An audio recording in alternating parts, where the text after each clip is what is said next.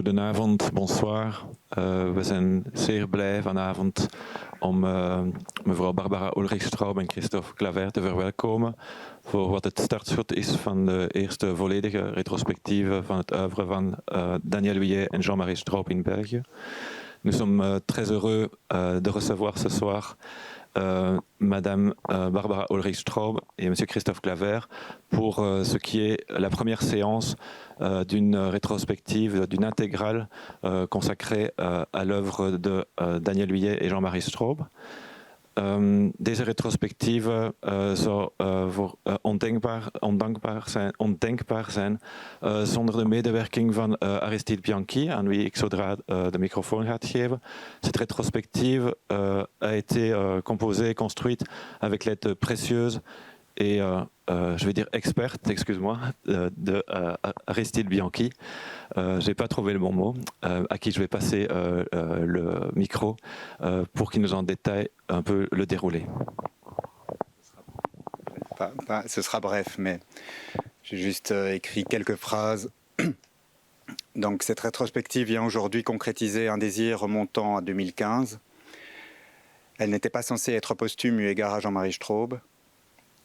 Et c'est cette histoire aussi qui fait qu'elle est construite avec des séances faisant, comme ce soir, se rencontrer des films d'époques différentes et souvent de supports d'origine distincts. La chronologie dans cette rétrospective est présente mais bousculée pour essayer des rencontres entre films. Ces films qui sont pour nous à vif, questionnants et incisifs et que nous vous proposons comme tels, loin de tout monument. Tous les films de Daniel Huillet et Jean-Marie Straub, tous les films de Jean-Marie Straub travaille la mémoire. C'est cette mémoire non réglée, active, qui nous importe. Nous sommes comptables de ce qui vous apparaîtra éventuellement comme des erreurs dans la composition des séances, et tant mieux si cela prête à discussion.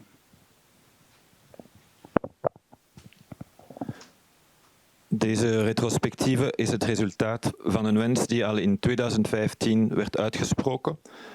Ze was nooit bedoeld als een postume retrospectief, wat Jean-Marie Straub betreft. Daarom bestaat het programma uit vertoningen die, zoals deze van vanavond, films uit verschillende periodes en op verschillende dragers samenbrengen. De chronologie is er wel, maar wordt verstoord om films samen te brengen. Films die voor ons levend en indringend zijn en vragen stellen. Zo stellen we ze ook aan u voor, ver van enige monumentalisering. Alle films van Daniel Huillet en Jean-Marie Straub en alle films van Jean-Marie Straub werken met het geheugen. Het is dit niet gereguleerde, actieve geheugen dat belangrijk is voor ons. Wij zijn verantwoordelijk voor wat zou kunnen lijken op vergissingen in de samenstelling van de vertoningen. Als dit tot een discussie leidt, des te beter. Je vais passer le micro maintenant à Barbara Ulrich-Straub et à Christophe Claver. Barbara Ulrich-Straub est donc la dernière compagne de Jean-Marie Straub depuis le départ de Daniel Huillet. Elle est aussi à travers Belva Film, elle est aussi actrice, mais à travers Belva Film, la productrice, distributeur aussi, traductrice. Enfin, tout ce qui concerne la promotion des films de Jean-Marie Straub et de Daniel Huillet, c'est elle qui en est la force motrice. Elle est aussi par ailleurs philosophe. Et au sein de Belva Film, c'est avec Christophe Claver qu'elle effectue tout ce travail. Christophe Claver est aussi acteur. Il a aussi été chef opérateur et monteur de plusieurs films de Jean-Marie Straub. Et il est par ailleurs aussi cinéaste lui-même. Voilà, à vous la parole. Merci encore d'être là ce soir et merci d'avoir rendu cette rétrospective possible. Merci. Bonsoir. Vous avez déjà tout dit, et si bien dit, et je ne sais pas quoi ajouter, et surtout pas en deux langues. Cette rétrospective, je pense qu'elle est très belle, elle va être très belle. La programmation est passionnante parce qu'en effet, comme disait Aristide, il y a des choses imprévues, notamment ce soir. On n'a jamais vu ces deux films ensemble. Ce sont deux films très hard parce que le premier aussi, sous ses airs simple et très hard. Je voudrais dire à ce sujet, pour ceux qui ne parlent pas allemand, la fille dans le premier film s'appelle Iniga von Zaster-Penunz et Zaster en allemand veut dire fric. C'est important de le savoir. Voilà. Et puis, le deuxième film est peut-être le plus hard de toute la filmographie Strobulé. Vous allez voir. Mais le plus patient, enfin, je sais pas. Ouais. C'est très beau, c'est une très belle programmation. Et je suis ravie d'être à Bruxelles. Je ne suis jamais venue ici à la Cinémathèque. J'étais à Bruxelles une fois. Je tiens à le dire quand même. Avec Jean-Marie, on était au Frénois à monter un film, je ne sais plus lequel. Et un jour, il me dit, demain après-midi, on ne travaille pas, on va à Bruxelles. J'ai dit, d'accord, qu'est-ce qu'on va faire à Bruxelles? Il dit, on va voir une exposition d'Aristide. Je ne sais plus quand c'était, toi tu te souviens? 2009. C'est possible, oui. Non, 2010. 2010, et ben voilà. Et là, je suis très heureuse d'être là, dans ce contexte et avec cette rétrospective. Merci. Moet ik vertalen? Nee? Okay. Je veux juste dire qu'il y a un moment de rencontre donc, qui est prévu. On va tout de suite passer à la projection. Il y a un moment de rencontre qui est prévu après la projection et pour recueillir vos questions, voir ce que fait la rencontre de ces films. Dus er is een moment voorzien na de film waar we in gesprek gaan met onze twee gasten. En natuurlijk staat de micro ook open voor jullie vragen.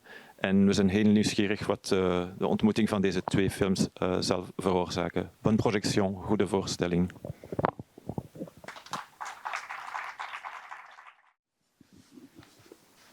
Avant de passer le micro à la salle, j'aimerais vous poser deux questions, mais vraiment par rapport au film que nous venons de voir.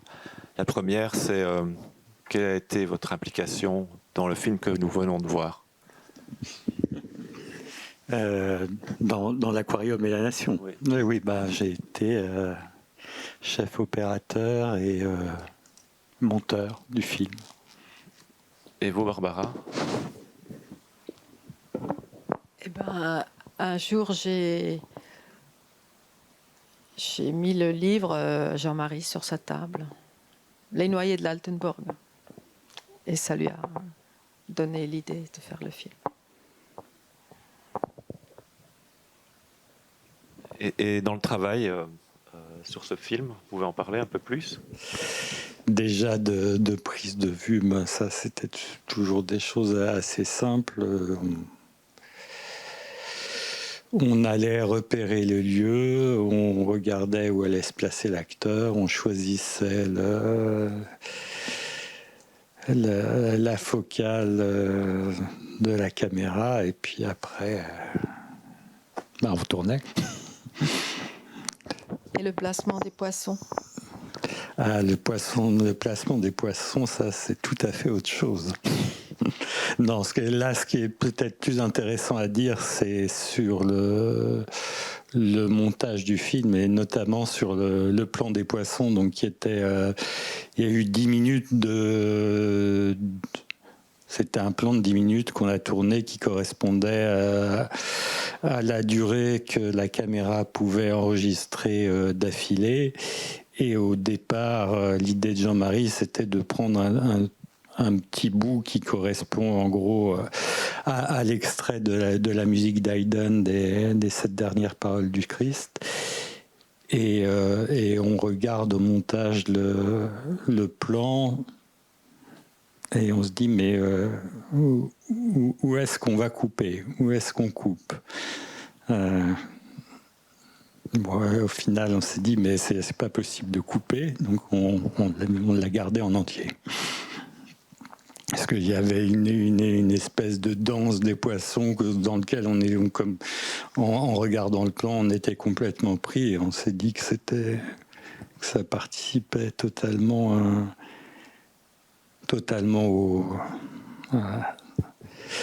à ce que devait être le film.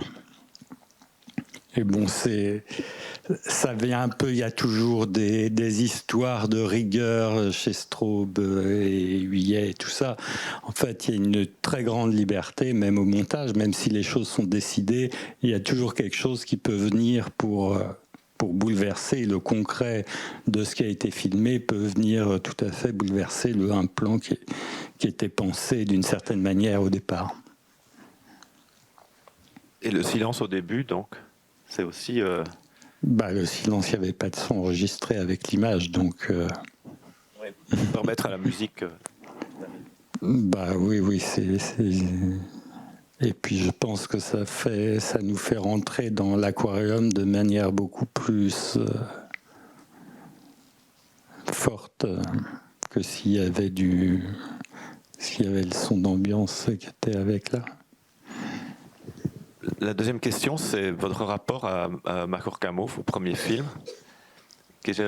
Comment vous voyez ce film et quel est votre rapport à ce film, à chacun? Je l'adore. Je trouve c'est le premier film qu'ils ont fait et tout est là. Tout ce qui se déploie après dans l'œuvre est déjà là. La thématique de la corruption, de la corruption éthique, la corruption financière, la corruption politique, la corruption... Enfin, cette inversion cette absurdité de se battre pour savoir combien de morts il y a eu et est-ce qu'il y a eu suffisamment de morts pour dire que le général était courageux ou pas? Enfin non, il n'y a pas eu assez, donc c'est un mauvais général. Parce qu'il faut avoir beaucoup de morts pour être un bon général. Cette espèce d'inversion d'une logique de vie et d'une logique chrétienne, là on est clairement dans un contexte chrétien avec Beul et avec les extraits de journal qu'on a vus. On est dans une sorte d'inversion diabolique. Diabalein veut dire séparé. Alors qu'il faudrait être dans une logique symbolique. Symbalein veut mettre ensemble, mettre en rapport. Et là, on est dans l'inversion. Et je pense que là, c'était une thématique d'après la Deuxième Guerre mondiale, mais je pense qu'on est tout à fait clairement dedans. Maintenant. Encore. Tout est là, et tout est là en concentré. Oui. Oui. Dans une concentration extraordinaire. Et dans l'aquarium et la nation, vous voyez donc ces éléments aussi se retrouver dans l'aquarium et la nation? Alors lesquels éléments? Tous ceux qui sont déjà présents. Sur la trajectoire de l'humanité, puisque c'est ce dont il est question dans l'aquarium et la nation, ou dans Mahor Kamov, on est dans un tout petit aquarium, une petite part de l'aquarium.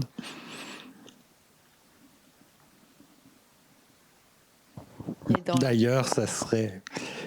On peut carrément rêver les ancêtres de Iniga à la fin de la Marseillaise. Absolument.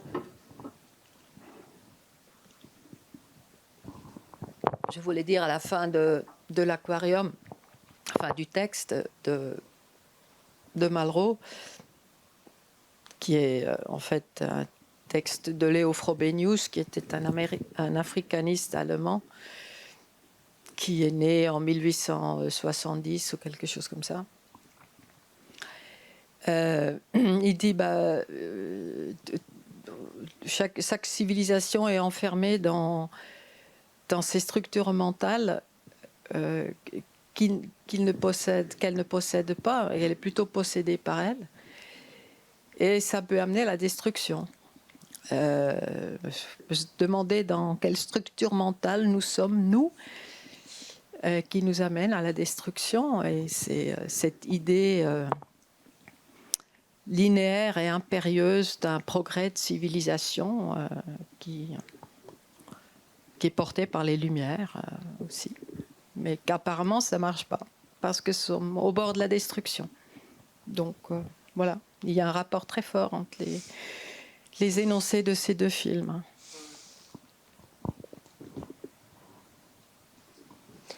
Bonsoir, merci. Alors moi, c'est une question très technique, moins par rapport au texte, parce il a été évoqué, enfin ça se voit la différence de support, et je voulais savoir en fait si vous saviez pourquoi Jean-Marie Straub était passé au numérique en fait, quelles étaient ses raisons, pourquoi est-ce qu'il a, dans ce contexte-ci, comment s'est fait ce choix et avec quel matériel vous avez tourné? C'est-à-dire ce contexte-ci. Je veux dire par rapport à ce film-ci, pourquoi le choix du numérique s'est imposé? Il s'est peut-être pas imposé après ce film-ci, il s'est imposé après la mort de Daniel Huyet, et je pense de manière assez clair, même si on n'en a pas directement parlé, par la simplicité de mettre en œuvre une production qui était très lourde et compliquée en 35 mm. Tout l'aspect production était géré par Daniel Huyet depuis le début, et Barbara arrivait juste et c'était compliqué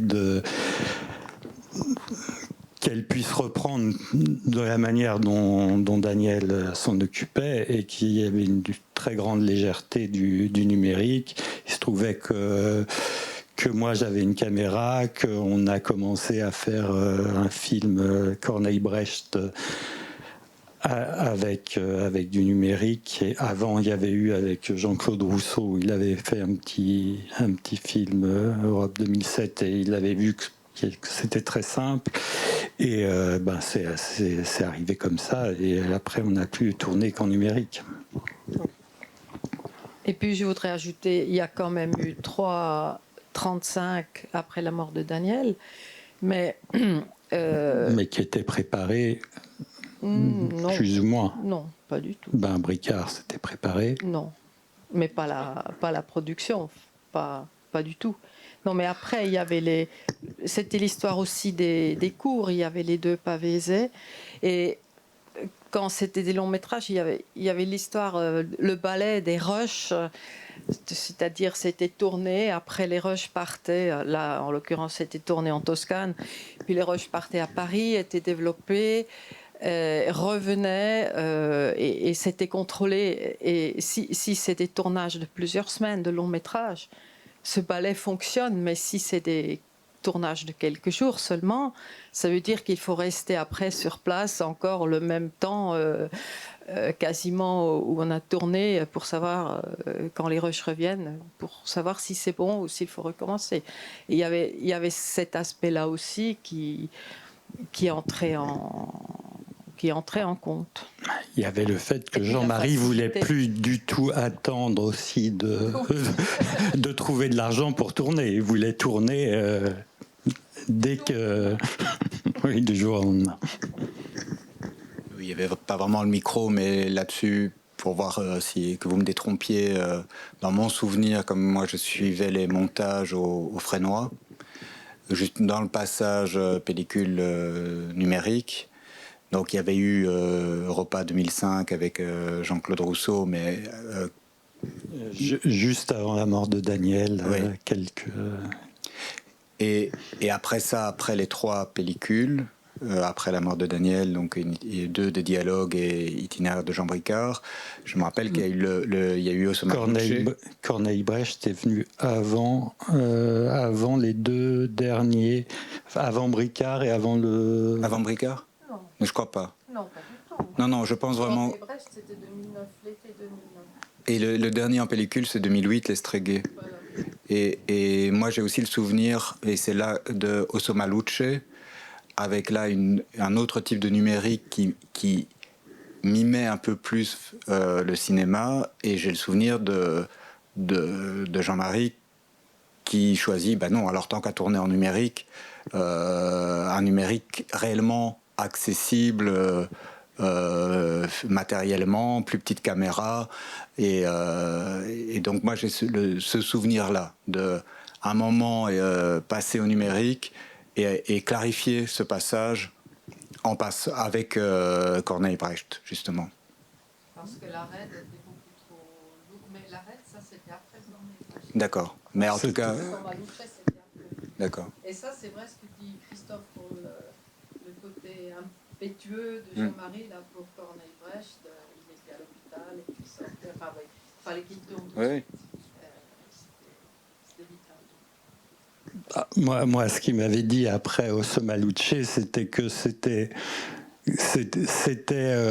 aussi lourd logistiquement que le 35 et que ça en avait pas la beauté, donc que ça n'avait aucun intérêt. Oui, tout à fait. Et d'autant plus qu'au tournage de Sommaluce, la caméra marchait pas. Enfin, c'était désastreux. Oui, mais moi j'ai aussi eu cet écho au moment du montage.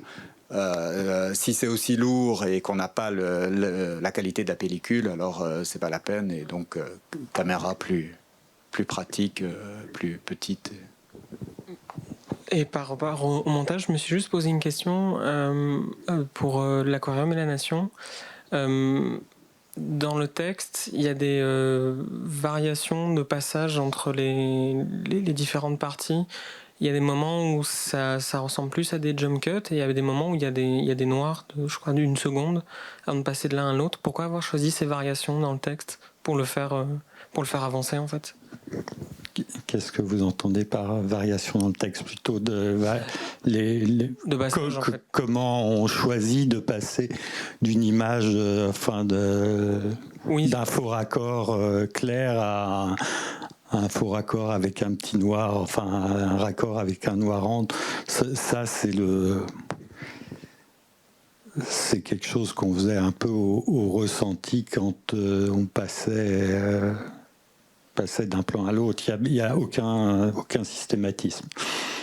Enfin, il n'y a pas une idée qui dicte à tel moment on va faire ça pour une raison, et après il faut examiner le texte et ce qui est dit, et aussi vouloir passer rapidement d'un passage à un autre, ou avoir besoin d'une petite respiration. Oui, parce que ça a installé d'autres respirations dans le texte. Enfin, c'était ça en fait, mais je me demandais pourquoi. C'est quelque chose de purement rythmique là. D'accord, ok. Lié au sens aussi, mais pas selon un principe posé. Mais au sens, dans le sens rythmique du sens.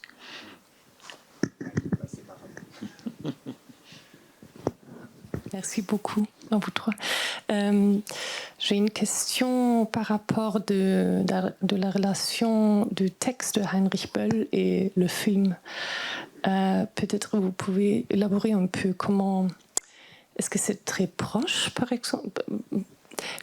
Malheureusement, je n'ai pas lu le texte de Heinrich Böll, mais je pense que c'est plutôt une interprétation libre.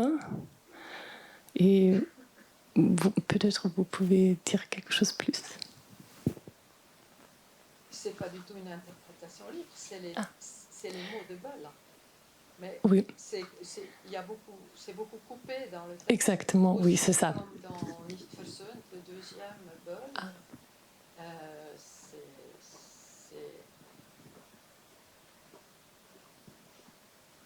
C'est gerafft, je dirais, c'est densifié. Comme disait Christophe tout à l'heure, ce film est d'une densité énorme. Le livre est plus long, il est moins dense. Et je pense que dans tous les films qui sont faits à partir d'un texte comme ça, sauf les Hölderlin par exemple, ça c'est vraiment repris mot par mot, il y a pas, ou le Corneille, où il n'y a pas un mot qui est enlevé. Souvent, Daniel et Jean-Marie ont enlevé ce qui diluait, ce qui était trop littéraire, ce qui était pas nécessaire à l'expression du message, du noyau du message du texte. Je dirais comme ça. Alors parfois, ça n'a pas plu aux auteurs. Iqbal, il y a eu des histoires, mais après, il a dit finalement, vous aviez raison. Mais voilà. Mais comme tu dis, il y a des textes, les grands textes, le Corneille, le Dante, Ossor Maluce, les deux Hölderlin, Antigone aussi, le Brecht, Hölderlin, Sophocle sont... d'Antigone, je crois que la fin du texte de Brecht n'est pas repris. Donc il y a plus... Il y a des coupes, je ne me souviens pas. Mais dans le texte qui est pris, il y a rien de... Il y a aucune... qui n'est pas dans le film, ouais. C'est un prologue, voilà. C'est le prologue qui n'est pas dans le film, exact. Ouais. Mais finalement, justement, c'est plutôt des exceptions. Enfin, en tout cas, ils sont peut-être pas des exceptions, mais ils ne sont pas majoritaires des films qui reprennent un texte intégralement. Non, non, non. Je dirais que c'est la très grande littérature. Les monuments. Les Schoenberg,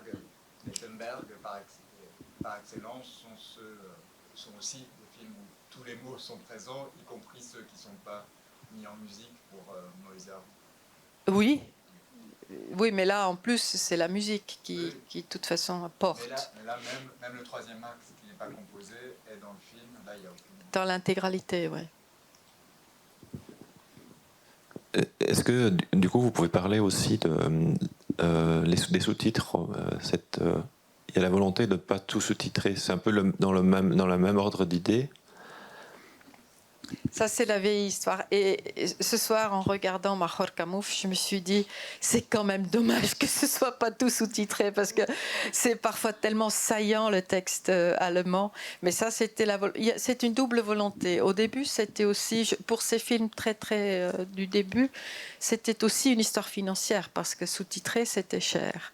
Sous-titrer les copies, c'était cher. Et après, c'est devenu un principe aussi,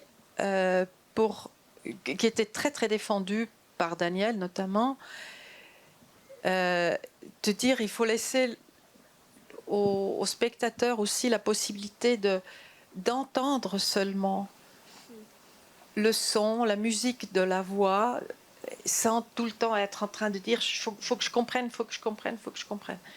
Et c'est vrai, mais bon. Et ne pas mentir sur le fait qu'on est dans une autre position si on vit dans la langue du film ou si on vient d'une autre langue et que de fait on n'a pas accès à tout, et ça le rappelle aussi.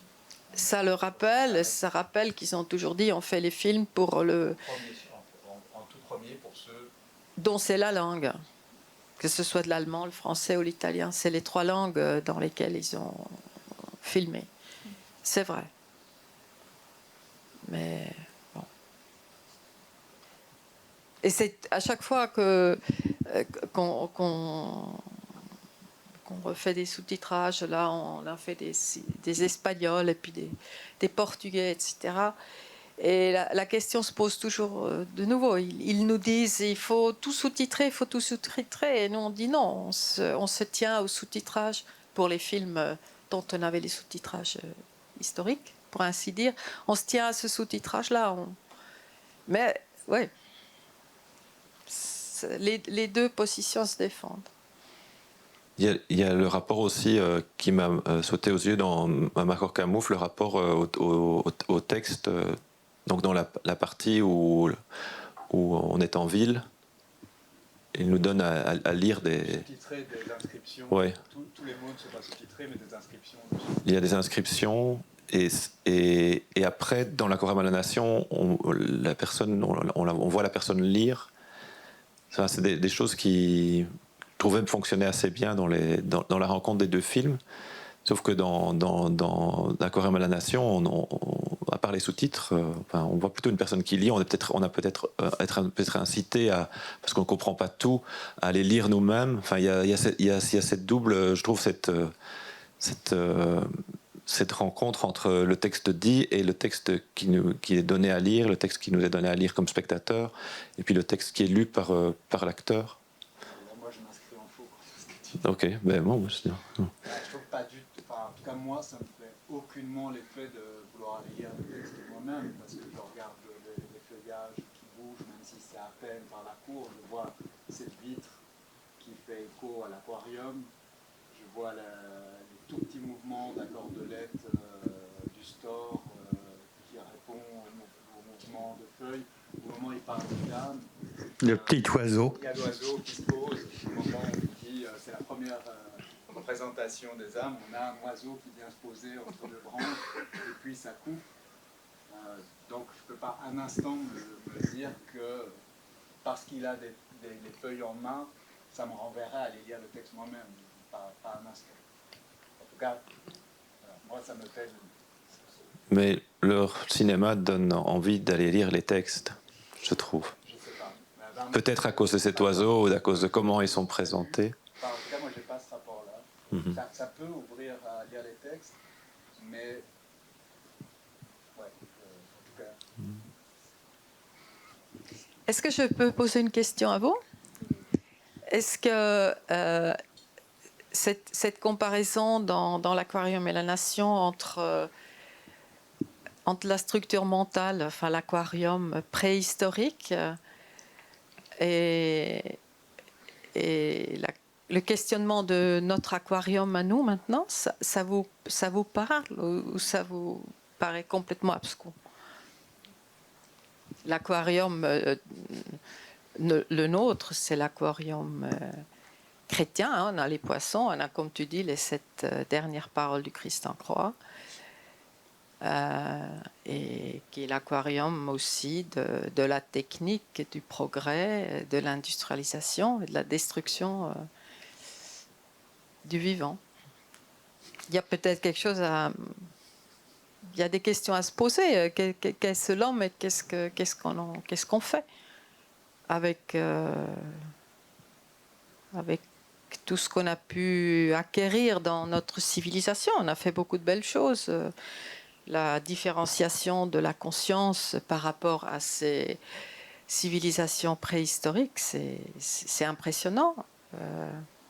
Et qu'est-ce qu'on en fait? Personnellement, je ne sais pas pour le reste de l'audience, moi c'est la première fois que je vois des films d'Estraube en fait. Ça faisait très longtemps que je voulais en voir, mais je voulais éviter de les voir en DVD, donc c'est la première fois que je me confronte à ça. Et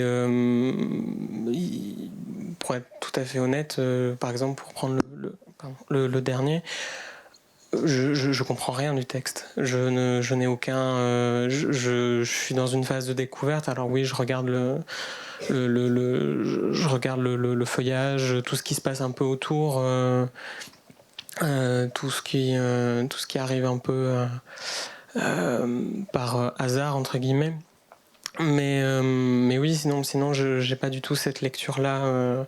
Pour vous répondre, j'ai pas cette lecture de la conscience et des sociétés préhistoriques. Je vois l'aquarium et c'est plutôt la fin du texte qui me... Je vois la jointure avec l'aquarium et puis après avec l'extrait du film de Renoir. Mais c'est vrai que après sinon je suis plus resté sur la musicalité du texte que sur le texte en soi, mais qui, moi, pour le coup, m'a donné envie d'aller lire le texte et qui m'a donné envie d'aller peut-être rechercher ça là pour voir ensuite ce que Jean-Marie Estraube a voulu en faire exactement. Voilà. Je peux vous rassurer que ce film-là, il a dérouté des strobiens de 40 ans. Parce qu'il pose des questions tellement fondamentales et de façon incisive que voilà, ça déroute.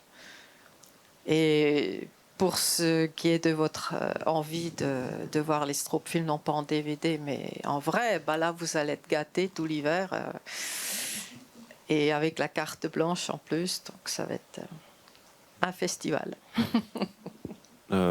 Peut-être pour terminer, est-ce que vous pouvez parler de l'activité de Belva Film, parce que donc vous êtes, il y a plusieurs projets en cours et surtout maintenant, si j'ai bien compris, c'est la restauration de tous les films qui est le but qui est visé là pour l'instant, pour pouvoir les distribuer plus facilement.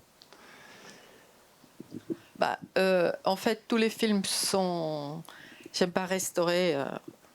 Daniel disait toujours nos films n'ont pas besoin d'être restaurés, ce qui n'était pas tout à fait vrai d'ailleurs, parce qu'il y avait des négatifs en très mauvais état.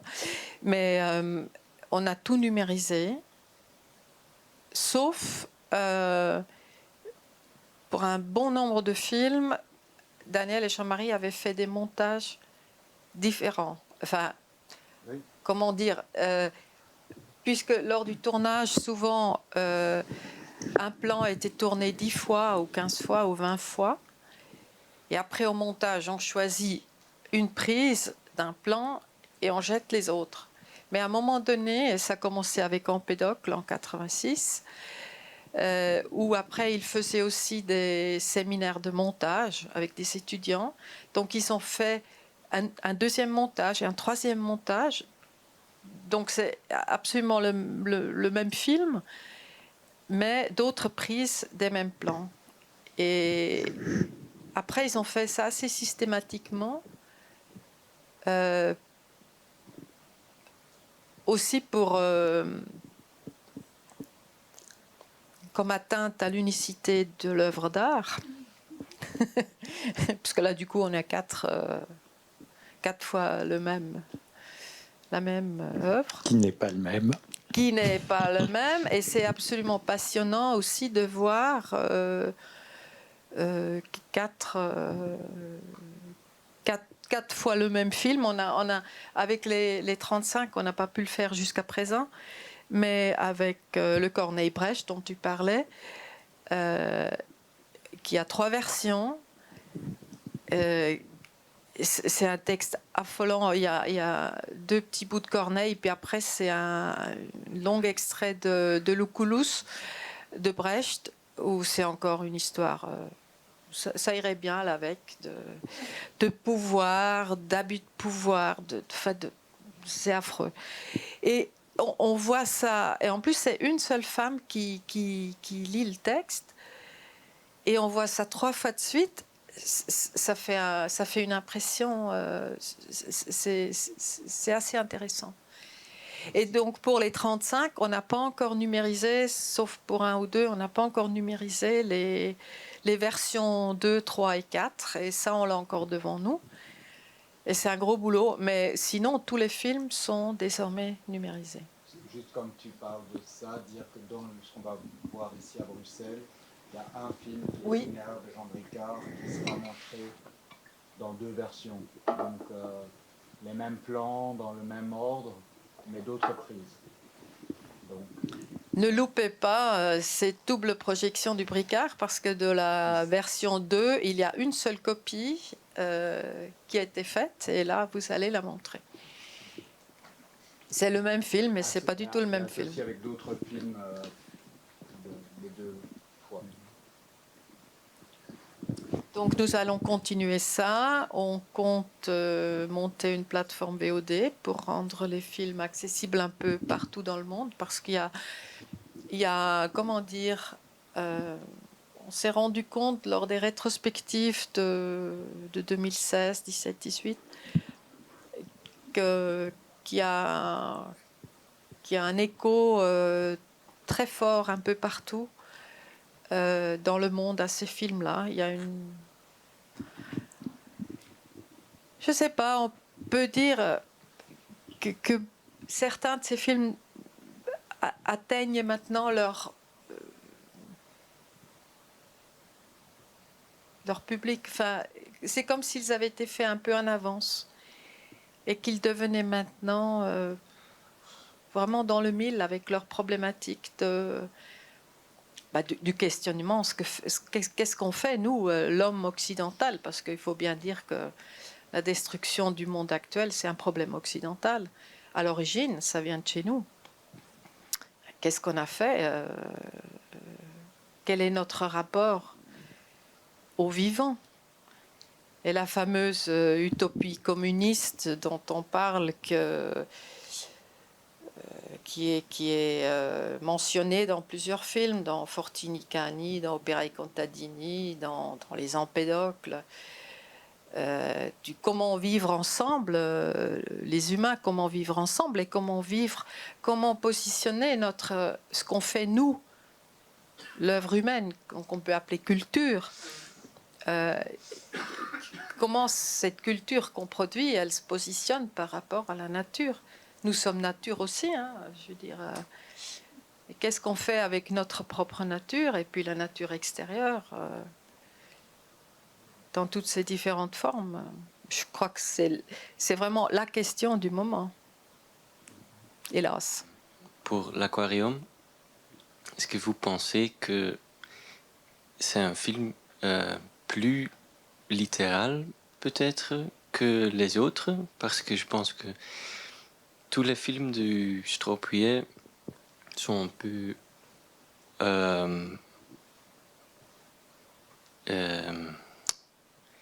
à part de ça, l'aquarium, mais pas si littéral, je sais pas.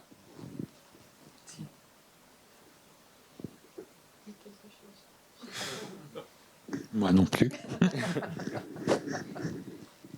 Je sais pas. En tout cas, en voyant les deux, vous y avez fait allusion tout à l'heure, quand Christophe, tu disais que Marc Orcamont, c'était comme un petit aquarium. En voyant les deux ce soir, et ça me semble proche de ce que vous dites, il y a un humour terrible dans le premier. Enfin, c'est terrible ce qui est montré, mais et ça passe aussi par Enfin, c'est une satire, très clairement. Voilà. Et cette satire, elle produit c'est un effort pour se décaler, justement, pour se dire qu'est-ce que c'est que ce truc, qui est en fait une tentative, et dans ce sens-là, je crois que vous avez raison, qu'on peut dire que dans chacun de leurs films, ils disent très différemment, et ça ne va pas être une phrase générale comme je viens de la faire, Oui. mais c'est un geste récurrent, c'est que le film produit un effet de se dire mais qu'est-ce que c'est que ça, et ils en parlaient à propos de la traduction de la Verfremdung de Brecht. Ouais. Ils étaient agacés par le terme qui s'est imposé en français, distanciation. Ils rappelaient c'est en fait un effet d'étrangeté, c'est montrer, faire entendre des choses du quotidien, de la réalité, du monde dans lequel nous sommes, de manière à ce qu'on se dise mais c'est quoi ce truc? Et ça a tout à fait, effectivement à voir avec ce bonhomme qui se lève désarçonné, enfin, autour de la question partagée avec elle, comment est-ce qu'on fait, nous, dans quel aquarium nous sommes, et est-ce que c'est possible de faire un pas de côté suffisant pour Cuculière se lève et dit « Je suis aveugle ». Non, mais en effet, cet effet d'étrangeté, il est totalement dans le premier plan aussi, avec le fait qu'il n'y ait pas de son et ce qu'on voit. Et si on s'immerge dedans, ça devient de plus en plus étrange. Et ce qui se passe entre les poissons et les passants Et les passants et les reflets des poissons dans le miroir qu'il y a sur le côté gauche de l'aquarium, etc. Et après, c'est celui qui lit le texte qui est dans l'aquarium, quelque part. On ne sait plus trop oui, c'est ça. qui est dedans et qui est dehors. Et peut-être aussi, je me suis très inspiré par Straupier et je me demande la méthode est et pendant les années, c'est aussi rigide un peu, mais je le comprends, mais est-ce qu'il y en a des doutes parfois ou non? Mais Jean-Marie disait qu'il n'y a pas de méthode, et qu'ils n'ont aucune méthode, et que chaque film invente une nouvelle façon d'aborder les choses. Et que la méthode, c'est la forme qu'on choisit pour chaque film. Et ce qui reste pareil du premier au dernier, c'est qu'on s'adresse à un public adulte, majeur et égal. Voilà. Et qu'on ne manipule pas le public avec des émotions, des effets. Pas forcément majeur, d'ailleurs. Des enfants peuvent... Oui, ok, tout à fait. Tout à fait. Majeur dans la compréhension. Et c'est pas un... on ne prend pas les gens pour des imbéciles. Exact. Et quelqu'un me disait hier, ce qui est formidable, toujours, c'est que, et de pire en pire, de plus en plus important, on a le temps d'exercer nos sens, de regarder, d'écouter et de laisser arriver quelque chose en nous. Parce que une compréhension se passe après une perception sensorielle et on n'est pas inondé d'infos comme on l'est dans notre monde, bombardé d'images, bombardé de sons. Là, il y a un espace qui se crée entre l'écran et vous et quelque part vous êtes appelé à rentrer dans la question, à réagir, à être adulte. Oui, on ne prend pas les gens pour les cons. On ne leur dit pas ce qu'il faut penser, ce qu'ils doivent sentir et pas sentir, et ça c'est les bons et ça c'est les mauvais. C'est pas comme ça marche dans l'autre sens. Et ça, je crois que c'est très important. Wat ik bewonder aan hun films is dat ze zo stevast zijn in hun aanpak en in hun geloof in wat ze doen dat juist is.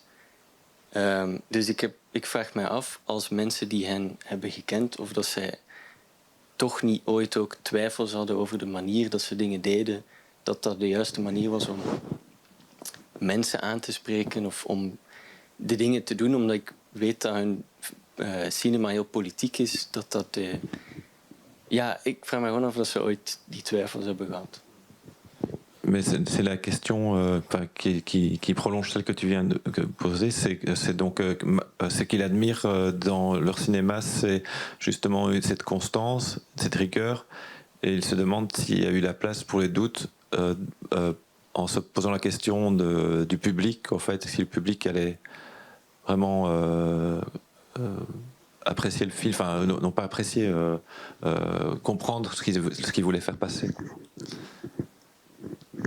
Je pense que la question derrière ça, la question n'est pas du public, la question est de la distribution des films, s'ils sont montrés, et ce que le système de distribution, tout ça permet. Parce que sinon, il n'y a aucun doute que ces films rencontrent un public qui est de tant de personnes, mais qui existe. Mais ce qui est certain, c'est que sur les dernières années, les films étaient de moins en moins montrés et c'est devenu assez catastrophique. Et Jean-Marie disait souvent que les années 60, 70, c'était quand même un âge d'or où il y avait une bourgeoisie éclairée qui militait un peu qui faisait qu'il y avait des gens qui venaient en salle et tout ça, et que ça s'est complètement écroulé au milieu des années 80. Absolument, et il faut dire que ces films-là, oui, jusqu'aux années 80, étaient montrés à la télé partout. Donc il y avait un public à la télé pour ces films-là, à 8h le soir ou à 10h le soir. Et donc, oui, qu'est-ce qui a changé là? Enfin, ils avaient surtout des alliés dans les télés pour acheter les films et ils voyaient qu'il y avait des gens qui regardaient. Et après, quand ces gens-là n'ont plus été au poste où ils achetaient les films, les films sont plus passés à la télé.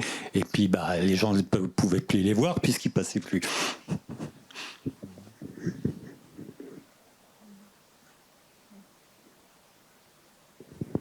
Donc, à mon avis, la question n'est pas tant du public que de la distribution des films et de la manière de les rendre disponibles. Et c'est un peu l'idée pour laquelle on voulait mettre en place ces histoires de VOD pour que ça soit pas restreint à... Alors c'est très bien quand on a une cinémathèque qui peut tout montrer dans des conditions normales de vision des films, mais là c'est de plus en plus compliqué et ça arrive de moins en moins. Et puis il y a des gens qui sont loin de toute cinémathèque. Et il y a pas mal de pays au monde où il n'y a pas de cinémathèque aussi. Et le public, il est là. Merci encore pour votre présence et pour votre générosité. Merci à toi et merci au public. Merci à vous tous. Et je peux vous dire que plus vous voyez de Strobe Film, plus vous êtes accro. Hein. Faites attention.